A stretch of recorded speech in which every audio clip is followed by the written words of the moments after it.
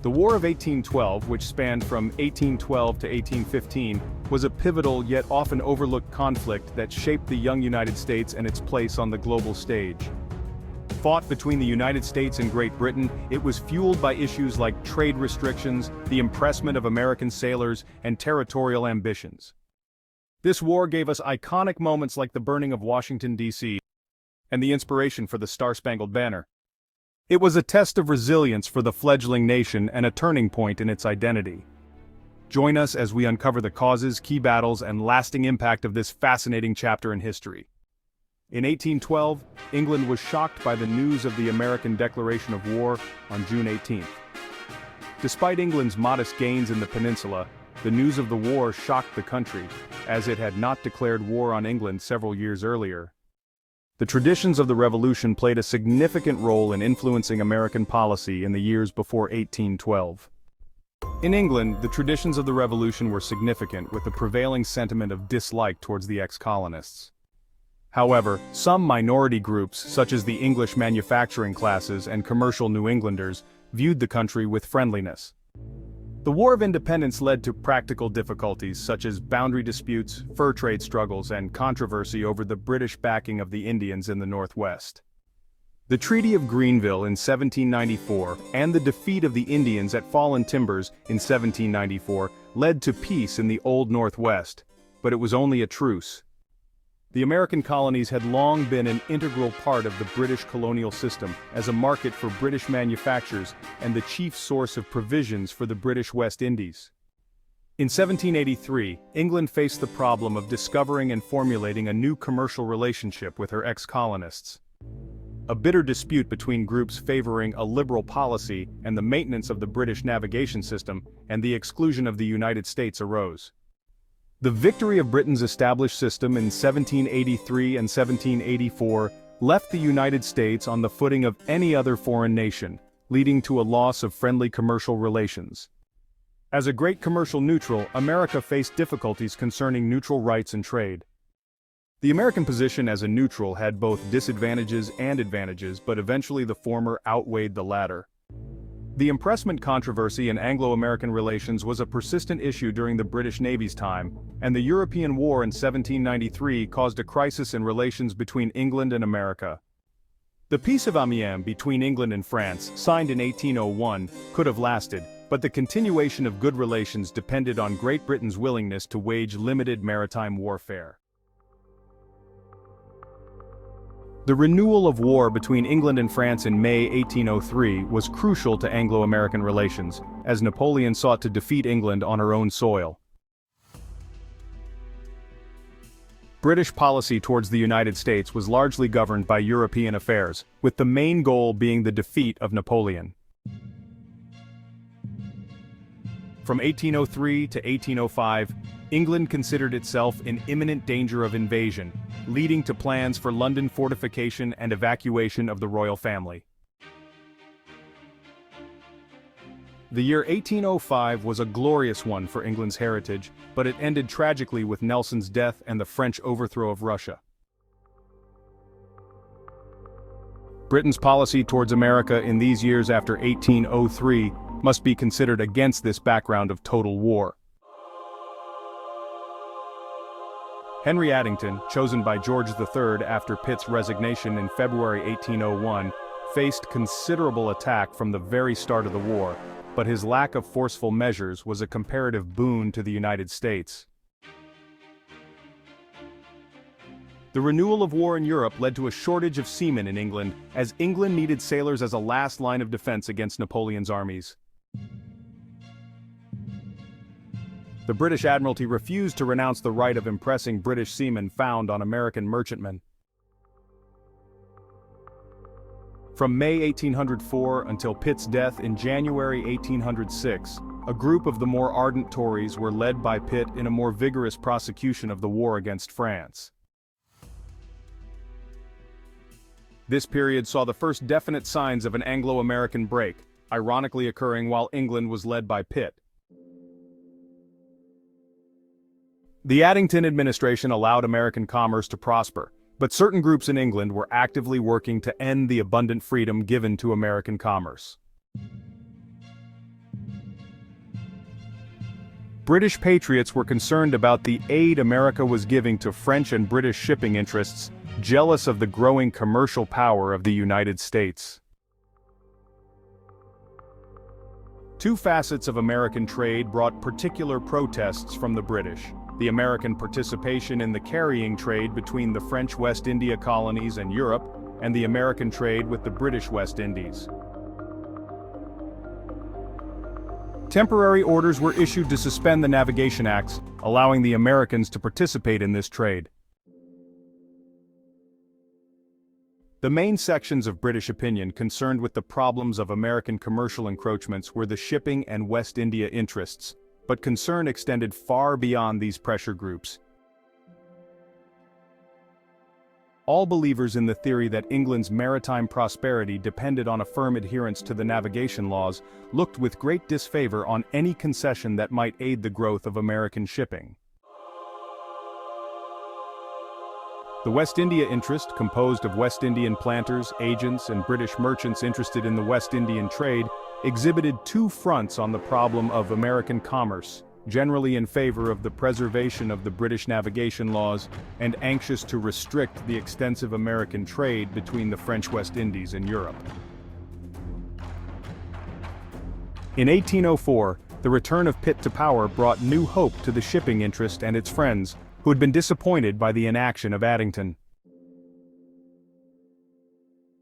The West India interest campaigned vigorously for the opening of a regular commercial intercourse between the United States and the West Indies. In 1805, England enforced a new policy that led to the seizure of numerous American ships, causing extensive losses for American shippers in the Caribbean region. This decision led to the first step towards the orders in Council of November 1807. James Stephen, a lawyer and friend of Prime Minister Spencer Perceval, presented the famous pamphlet War in Disguise, or The Frauds of the Neutral Flags, in October 1805. Stephen argued that the American carrying trade had a significant impact on Britain, the British policy towards it, and the effect on Anglo-American relations. He proposed a total prohibition of the American carrying trade to sustain Napoleonic power and increase American maritime strength. Stephen also considered the effect a prohibition of this American trade would have on Anglo-American relations. Despite the belief that America would not fight against England, many of England's late colonists still distrusted England and feared her maritime power. Stephen's doubts about America declaring war on England became even greater when he considered the weakness of the American position. The year 1805 marked a definite stage in the steady movement in opposition to American commerce, with British opinion crystallizing in favor of a stricter policy towards neutrality. In 1801, Thomas Jefferson and England signed preliminary articles of peace, fostering good relations. Diplomatic events increased the community of interest between the two countries.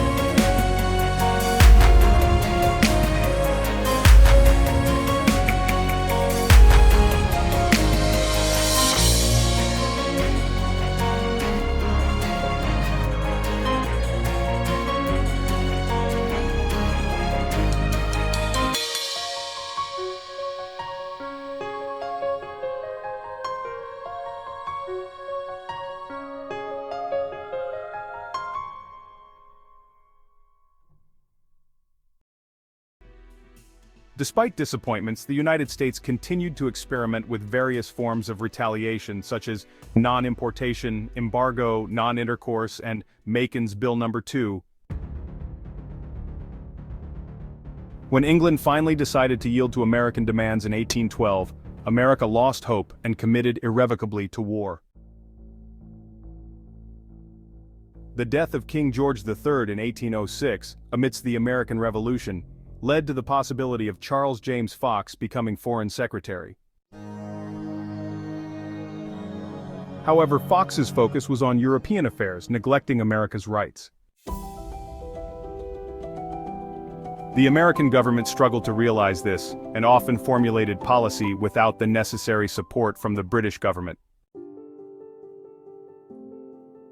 The Whig government, consisting of conservatives and radicals, was unable to form a government without Fox, leading to his death.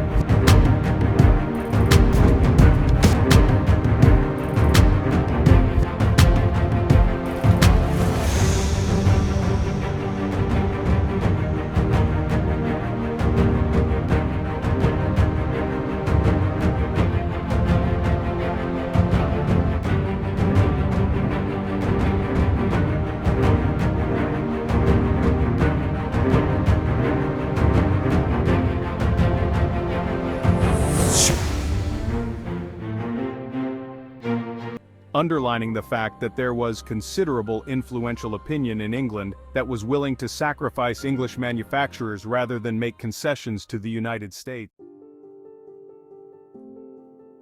In 1806, Jefferson emphasized the importance of peace and justice for Anglo-American relations, despite incidents outside New York.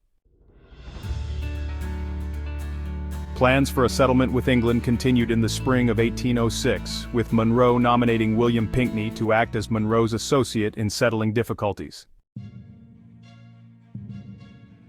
The Monroe-Pinckney negotiations between England and the United States were complex and contentious, with internal opposition from England's representatives in America and Lord Grenville growing increasingly cynical.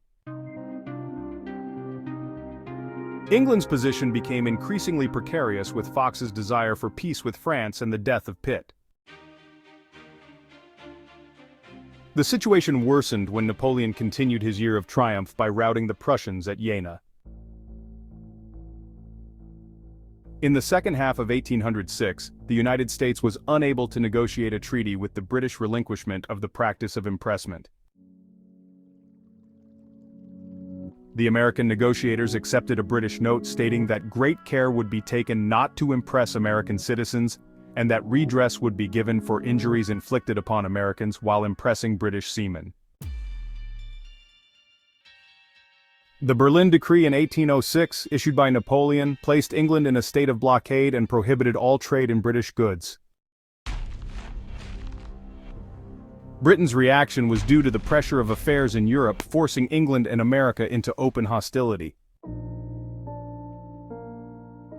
The treaty was doomed before crossing the Atlantic, and Madison realized it was better for no treaty to be signed, rather than one to be signed and repudiated. The Monroe-Pinckney Treaty, based on impressment, was a significant factor in the worsening of Anglo-American hostility between the two countries. The treaty was partially solved by Fox's blockade of May 1806 and the Monroe-Pinckney Treaty, but the war in Europe was rapidly assuming its commercial phase, making American commerce more important than impressment. The Tories faced pressure from Napoleon's new policy, expressed in the Berlin Decree. In January 1807, the Whig government issued an order in council, prohibiting neutrals from trading between ports in the enemy's hands. The Tories argued that the Whigs adopted a weak form of retaliation, while Perceval supported a total prohibition of neutral carrying trade between the enemy West Indies and Europe. The Industrial Revolution created a new influential class of British manufacturers, of which America was of great importance for its excellent market. However, restrictions on American commerce and war with the United States led to a loss of a third of their export trade. The Whig government fell from power in March 1807, and relations between England and the United States reached a deadlock between March.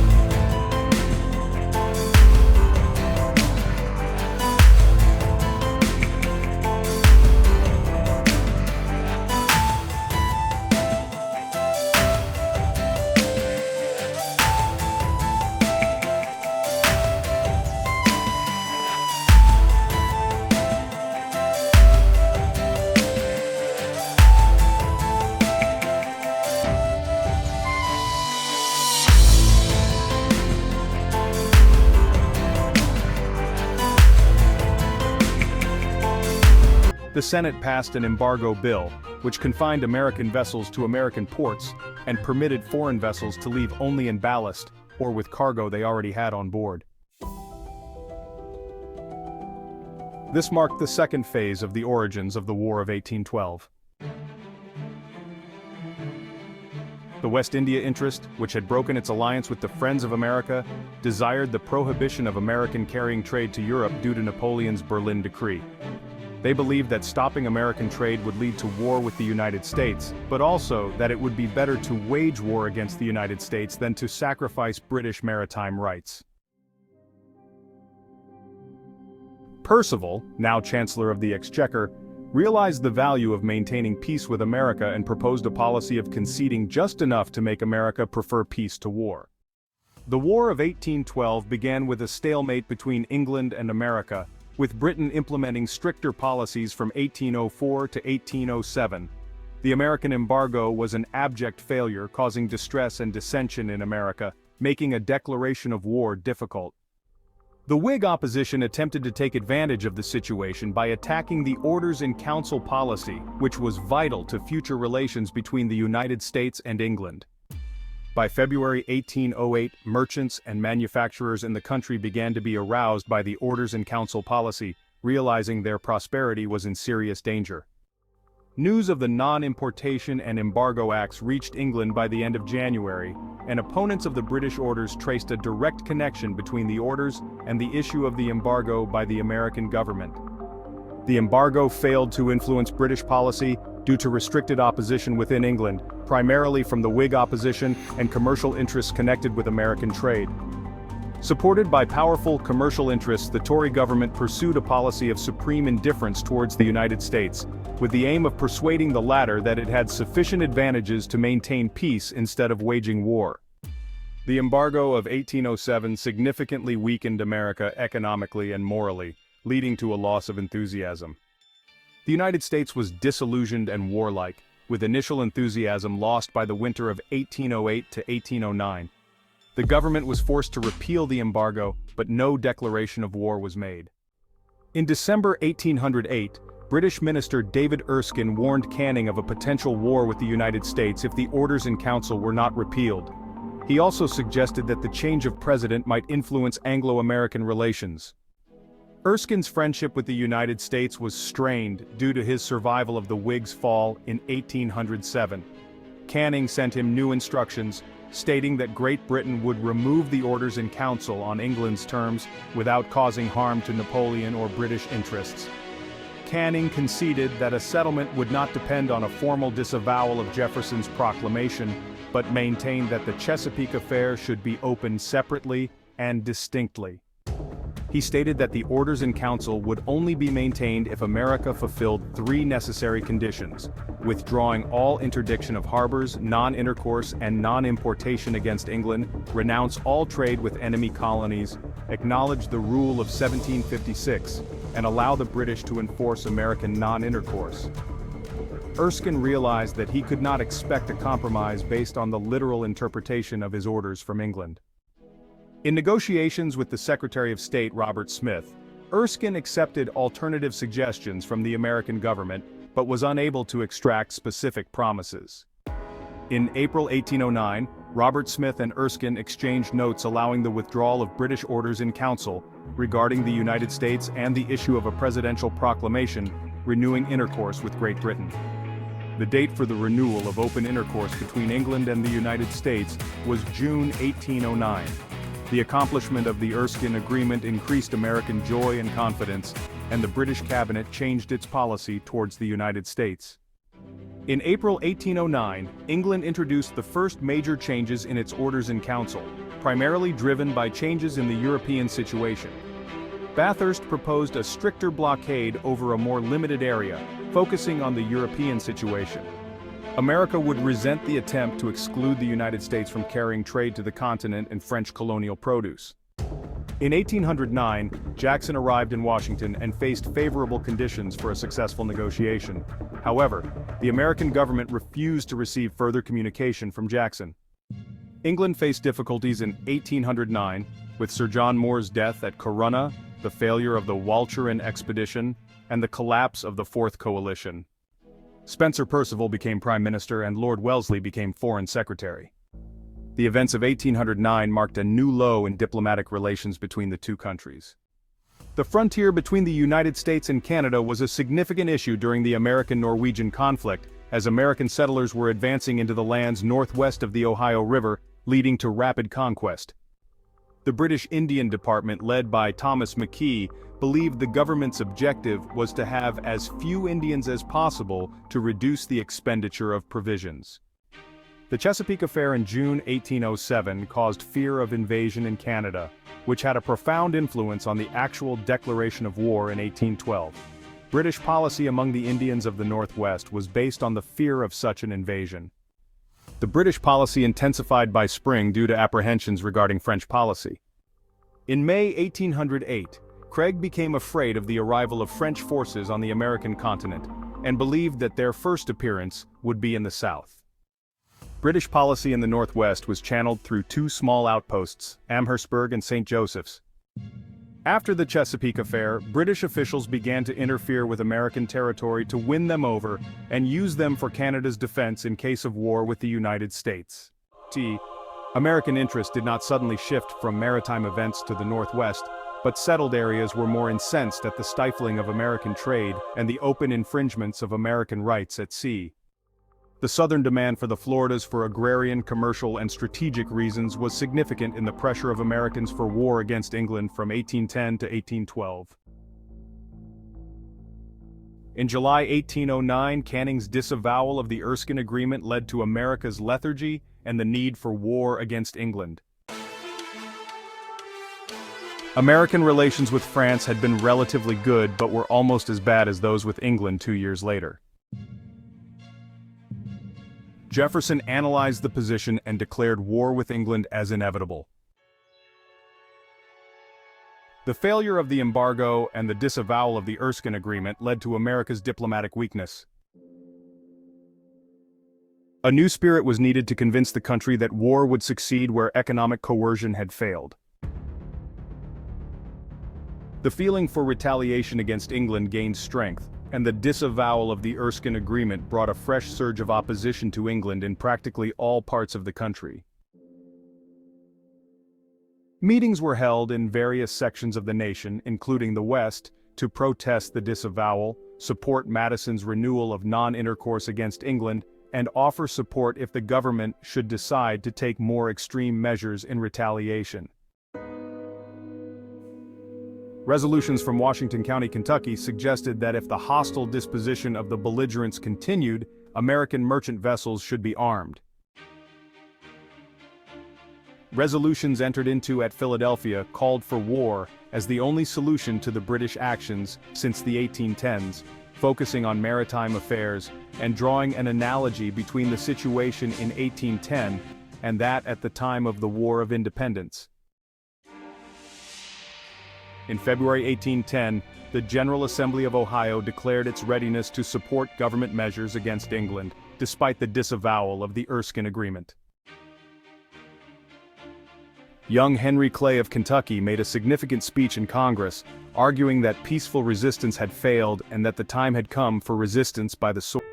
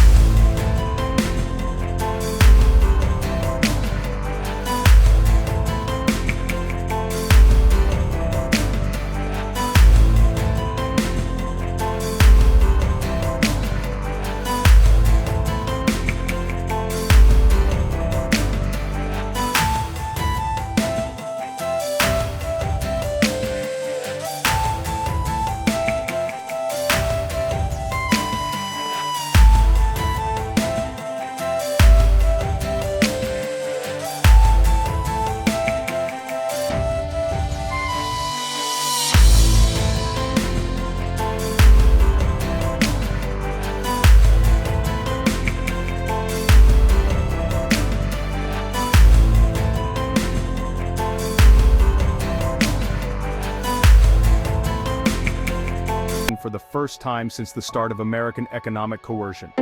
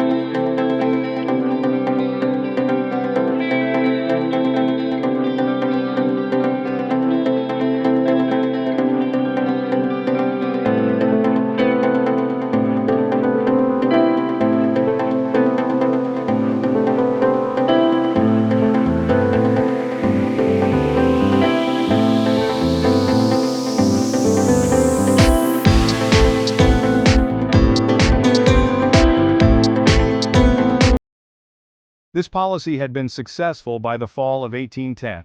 However, between 1808 and 1811, the British were concerned about losing their influence over the Indians, and that they were not sufficiently embittered against the Americans. The Indians were ready for war, and the new problem was how to keep them in check until the British needed them for the defense of Canada, while still maintaining their friendship. Matthew Elliot, agent at Amherstburg, wrote in October 1810 about the danger of the Indians making war on the Americans and the fact that the British would be blamed. In November, when Tecumseh visited Amherstburg and made it plain that the Indians were ripe for war, Elliot wrote again and asked for detailed instructions to regulate his future conduct. Governor-in-Chief Craig was now in an embarrassing position as he had to maintain a true neutrality in regard to the Indians and the Americans. Colonel Isaac Brock, military commander in Upper Canada, wrote to Craig in February 1811, condemning Elliot and the Indian Department at Amherstburg. Hector McLean, the military commandant at the post, also criticized the department's contact with the Indians and the veil of secrecy in which the department cloaked its affairs.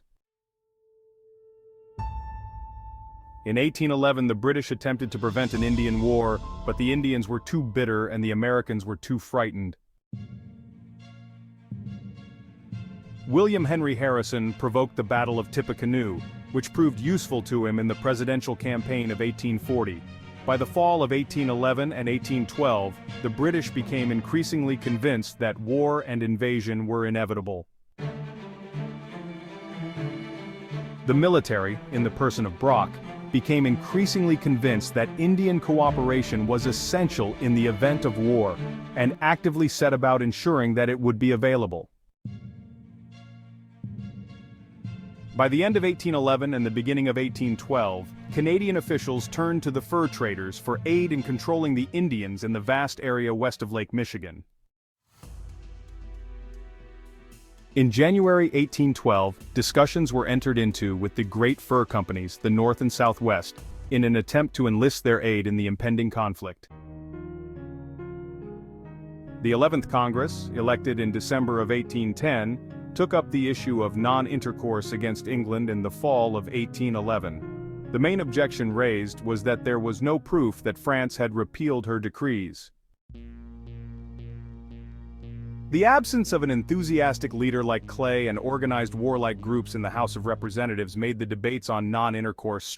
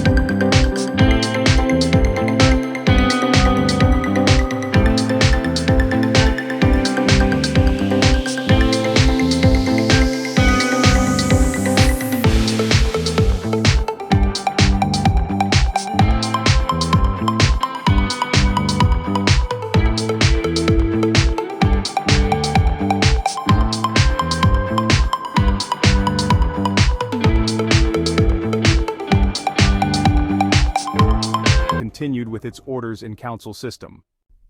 They gained support from merchants and George Canning, who was an old supporter of the orders. The Whigs forced the government to accept the appointment of a committee to consider the petitions against the orders in council. As America moved closer to war, the American declaration of war was imminent, and Augustus J. Foster, the British minister, stood by helpless through April and May. The war hawks journeyed to the 12th Congress, determined that unless there was a radical change of policy on the part of Great Britain, America would defend her rights by war. The origins of the War of 1812 are largely attributed to the lack of attention given to England's role in the conflict and the overemphasis on Western expansionist factors. The war was primarily a response to certain British policies, not American aggression. British policy during this period was largely dictated by European considerations, as Great Britain needed every resource to fight Napoleon. To prevent American commerce from aiding France and the desertion of seamen to the Americans, the British government preferred to risk war with the United States than to risk defeat by Napoleon. From 1803 to 1812, England attempted to wage effective war against Napoleon through impressment and restrictions on American commerce. This restriction was necessary due to England's shortage of seamen for the war against Napoleon and the undoubted jealousy of America's commercial prosperity. America's political power in England was held by a group pledged to defeat France and maintain Britain's commercial supremacy. It was only after bitter commercial depression in England in 1811 and 12 that the Whig opposition gained enough support to change the government's policy towards the United States, as America had already decided to defend her rights by force. The American protest against British maritime policy from 1805 to 1812 was a continuous process, with the rise of war feeling from 1810 to 1812 largely due to the determination of Jefferson and his followers to attempt peaceful means of coercion before embarking on an extremely dangerous war. The trial and failure of economic coercion made war an alternative, as the embargo produced both economic weakness and political dissension. The commercial New Englanders were emotionally and financially tied to England, but the failure of economic coercion made war or absolute submission to England the only alternatives. The main support for war in the years from 1809 came from areas that supported economic resistance and were suffering the most from British restrictions at sea. The bitter anger arose from Indian hostilities on the northwest frontier and the belief that British officials in Canada were instigating Indian attacks, but it is unlikely that this was the main cause of the war or the factor that finally impelled America into open hostilities. The conquest of Canada was primarily a means of waging war, not a reason for starting it. The War of 1812, which took place from 1812 to 1815, was a conflict between the United States and Great Britain.